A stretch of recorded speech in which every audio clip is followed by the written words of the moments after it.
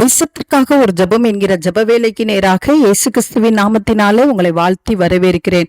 இன்றைய நாளிலும் உலக நாடுகளின் வரிசையில் இன்றைக்கு ஸ்லோவேனியா தேசத்துக்காக நாம் ஜெபிக்க போகிறோம். இந்த ஸ்லோவேனியா குடியரசு என்பது மத்திய ஐரோப்பாவில் உள்ள ஒரு நாடாகும். இதனுடைய தலைநகர் லூப்லியானா ஆகும்.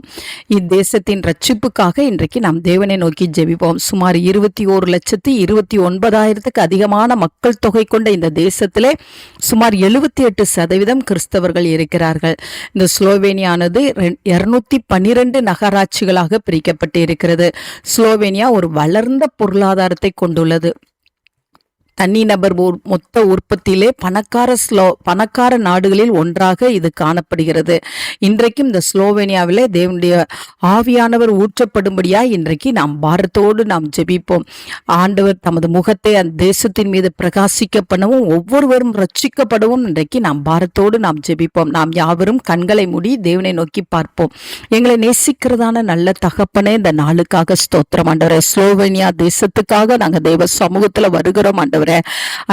பூமி எங்கும் உலாவிக் கொண்டிருக்கிற உங்களுடைய கண்களானது கர்த்தாவே இந்த தேசத்துல பதிக்கப்படும்படியாய் நாங்கள் ஜெபிக்கிறோம் சுவாமி. ஆண்டவரே, இங்குள்ள திருச்சபைக்காக நாங்கள் நன்றி செலுத்துகிறோம் ஆண்டவரே.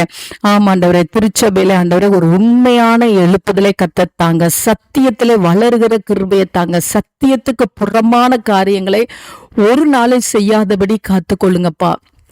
கர்த்தாவே, இந்த தேசத்தின் மீது கர்த்தருடைய ஆளுகை ஊற்றப்படட்டும். ஒவ்வொருவர் மேலும் உம்முடைய முகத்தை பிரகாசிக்க பண்ணுங்க ஆண்டவரே. அப்பொழுது உம்முடைய பிள்ளைகள் ரட்சிக்கப்படுவார்கள் ஆண்டவரே.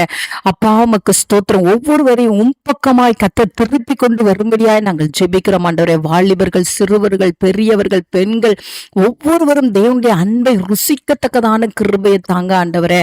அப்பா, தேசத்துக்காய் கருத்தாய் ஜெபிக்கிறவர்களாய் கர்த்தர் இங்குள்ள அநேக ஜெப வீரர்களை எழுப்பி கொடுங்க. ஊழியர்கள் உண்மையோடு ஊழியம் செய்ய உதவி செய்யுங்க ஆண்டவரே. உமக்கு ஸ்தோத்திரம் ஆண்டவரே. இங்குள்ள கிராமங்கள், தெருக்கள், பட்டணங்கள் எல்லாவற்றிலும் ஒரு எழுப்புதலை கர்த்தர் கட்டளையிடும்படியாய் நாங்கள் ஜெபிக்கிறோம் சுவாமி.